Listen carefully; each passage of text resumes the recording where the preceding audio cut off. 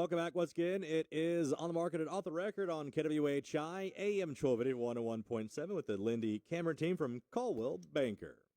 Hey, we're back again, and I have Clay Gillentine here, the superintendent of the Brenham ISD, and we are so excited to have him on the first day of school, and he's going to tell you a little bit more about himself in a minute. And also Brooke Trahan, who is also the Brenham ISD's Chief Communications and Community Engagement Officer. Brooke and I went to school for a little bit together. I'm a class of 2005. I can't believe it's been 20 years since graduating. But why don't y'all start and just tell us a little bit how you got into these positions and how you got here in Brenham. Can I go first? Sure. So I say all the time, we really moved here more for personal reasons and professional. It worked out great for me professionally, but moved here because of the idea of Brenham. I'm from small town East Texas. Not picking up. Here we go. I'm from small town East Texas, and we are coming from New Braunfels. I was in New Braunfels ISD on the cabinet there, and just wanted small town Texas for ourselves, for our kiddos. So built a home here, came in as assistant superintendent. Pretty quick thereafter, found myself as acting superintendent. Wow. Yeah. So it's been good. Good. And what about you, Brooke? Well, like you said, I'm from Brenham. Cameron and I actually played soccer together. I remember warming up, rock songs, Red Bulls. We were ready to go. But I went to school at SFA in East Texas for education. I double majored in education and art. I started my teaching career 6th through 8th grade in Killeen. Then when I moved back to Brenham in 2014 with my husband, I commuted to Sealy ISD for 6 years, teaching there high school. And then in 2020, I came back to Brenham. And then I've been engaged in a lot of community engagement naturally, both with the district and with the community, Texas Arts and Music Festival as an example. And so kind of when this role became open, I just threw my hat in the ring and decided to go for it. Job. Let's start off with some good news. I know y'all have some good news happening that was just recently approved for the kids.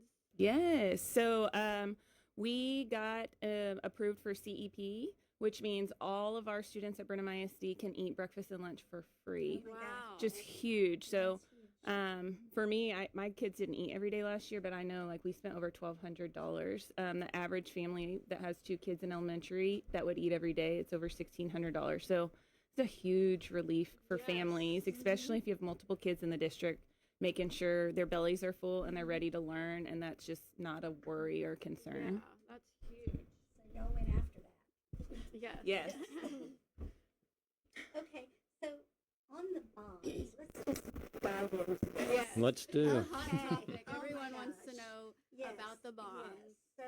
So maybe breaking it down first. How did we get here? Just to the idea of a bond. Yes. Yeah. At this point, it's really necessary to to figure out how we are going to pay for some things that need to be paid for, right? I think when we say it's all the talk, I think a lot of times there's some confusion in school finance. Your INS rate, that side of the tax, is meant for building and capital improvement. You don't save up for those kinds of things in the school business. That's not how education funding is set up. So our INS rate is actually one of the lowest in the state of Texas, meaning we have very low debt for a district our size. So if you're going to make improvements, facility improvements, you need to do it through the INS tax. Yeah. So as far as I know, we've had bonds on the ballots many, many, many times. And so this time they're going to be in November, right? Yes, this November, Tell us more about the difference between the Vader and bond. Do you want to go? Yeah. Well, I wanted to give a little bit of background too, because Okay. you just mentioned the history. Yes. So to get to where we were actually last night, where we had the strategic planning committee come before the board to actually make this recommendation, and the board took action last night. last year we launched the inaugural Ambassador Academy. So kind of like how there's Leadership Washington County, it was a group that wants to see behind the scenes of Brenham ISD and the business. So we charged them at the beginning that we wanted a project for them. So they worked with us all school year getting behind the scenes. So they were the ones that kind of took the torch and started strategic planning. So strategic planning has been meeting since May. And you can go on the website. There's a home button. There's lots of information for every meeting that we've had and different information that they've looked at. So they did start with that because it's important to understand how we got here. Why did those fail? If you listen to the board meeting last night, Ms. Birch did an excellent job presenting, and she talked about how the people in that room actually reviewed over 700 comments that were sent in from the last one to understand how can we do better and how can we learn. That's great. And then Superintendent Gillentine was like, hey, this is not about me. This is about all of us. What can we all agree on? We might have different ideas about what we want and ultimately, but what can we agree on? Because that's how we move forward together as a community for our kids. Great point. So I say that all to say they did a lot of deep work. I mean, pretty much facility studies from 2012 to date. They met with every campus administrator. They met with the maintenance team. They cross-referenced all of those spreadsheets and facility reports to come up with that capital needs, to kind of look at all the different pieces.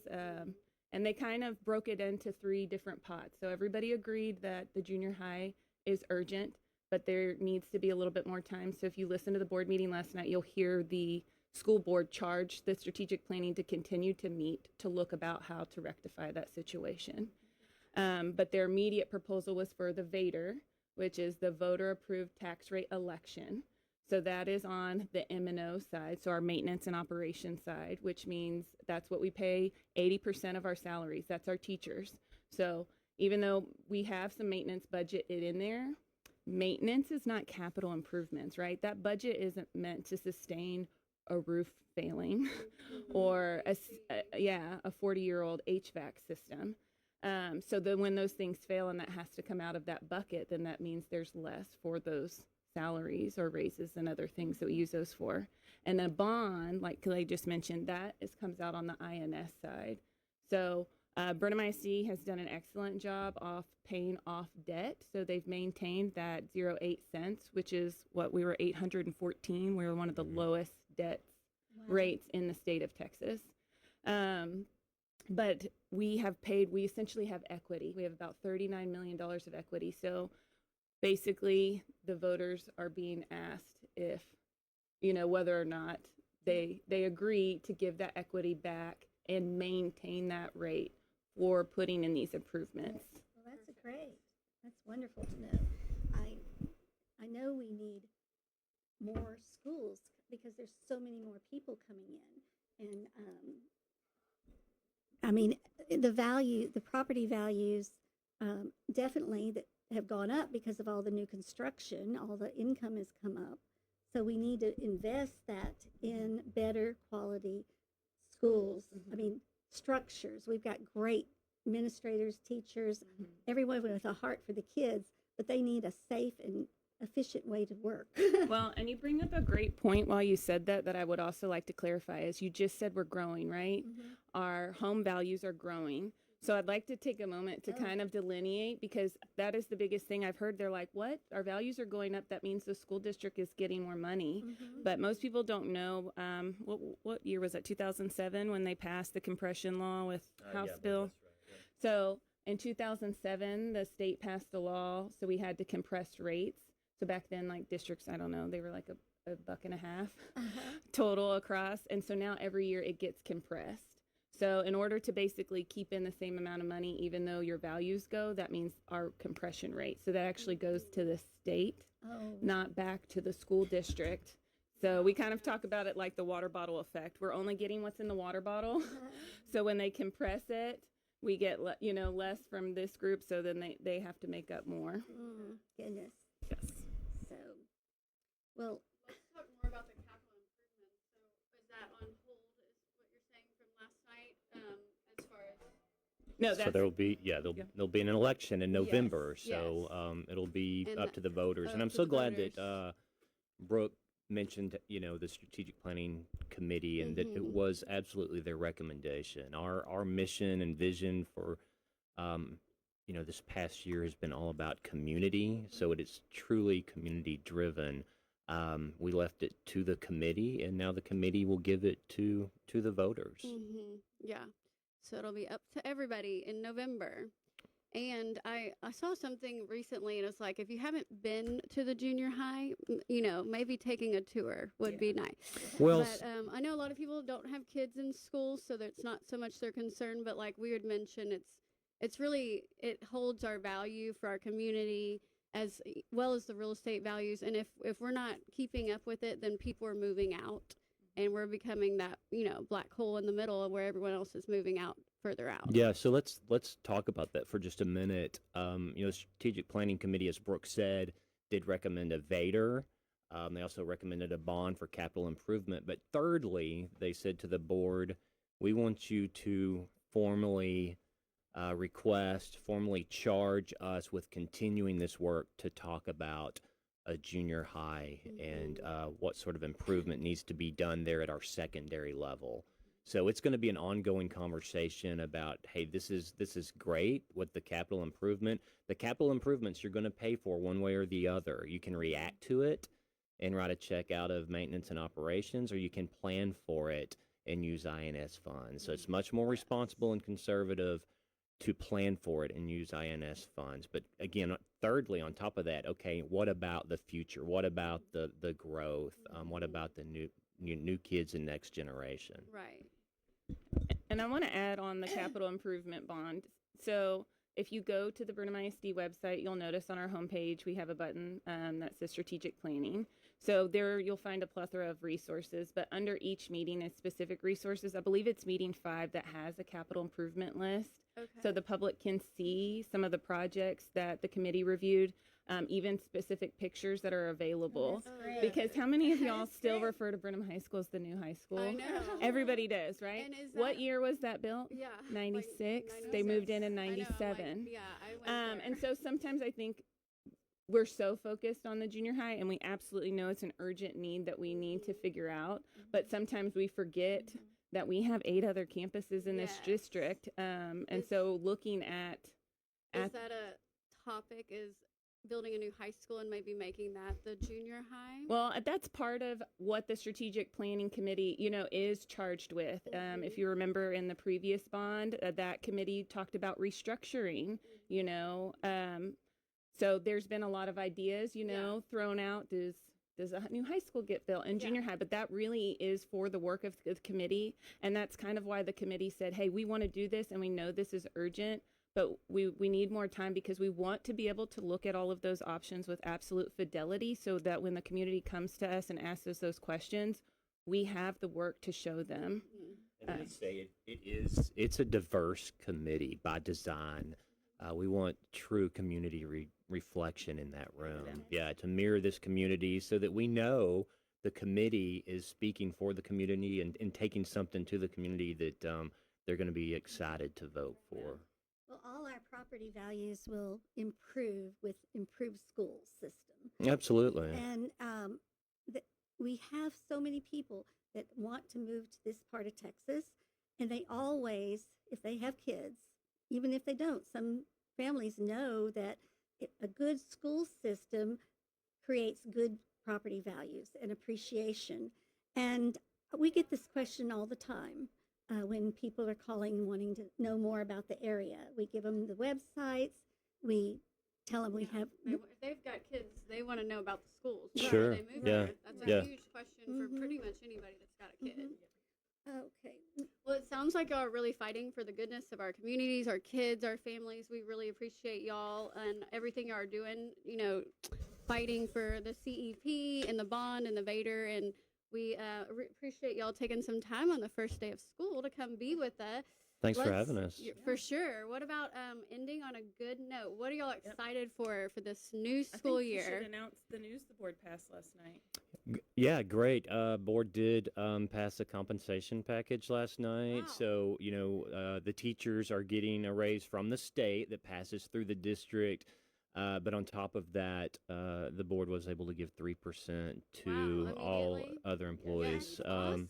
on this, their That's exciting first day of upcoming school. school year, check for Yes. this year. Wow, Yes. that's Uh-huh. And then the awesome. 0, 1, 2 teachers who weren't included. Yeah, that's right. So the 3% would be for all the staff that's not teachers, right? Because again, teachers are getting a nice bump this year. 0, 1, and 2 teachers are not recognized in that scale from the state. So the board did take action to give them a retention $2,000 stipend. That's Yeah. awesome. That's great. And what about, tell us about the ROTC? Oh, yeah. yeah. Go ahead, Brooke. Our ROTC was honored at our convocation for having the national champions. Oh, my.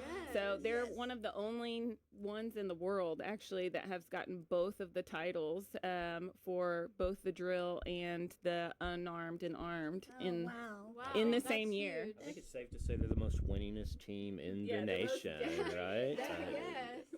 Yeah. Winning, that's Well, awesome. that is awesome. That's Well, that's wonderful. so exciting. Is there anything else y'all need to add today? I would just tell everybody to please check our website. We will be sending out more information. Will you tell us what the website Yes, is? it is www.brenhamisd.net. And if you're not following us on social media, it's just at Brenham ISD, pretty much on any normal platform that everybody, Facebook, That's great. X, And they can Instagram. find info on the bonds, Vader, anything they So have right more now, questions on? strategic planning committee is the main source. And Okay. now that things are official, we'll be moving forward on having a separate, because obviously we want people to see the continued work strategic planning is going to do, and then be able to delineate with what's happening in November right now. So Okay, And well, we'll continue to give updates to that. Again, we want to be all about community. If you're not involved, please get involved. Yes.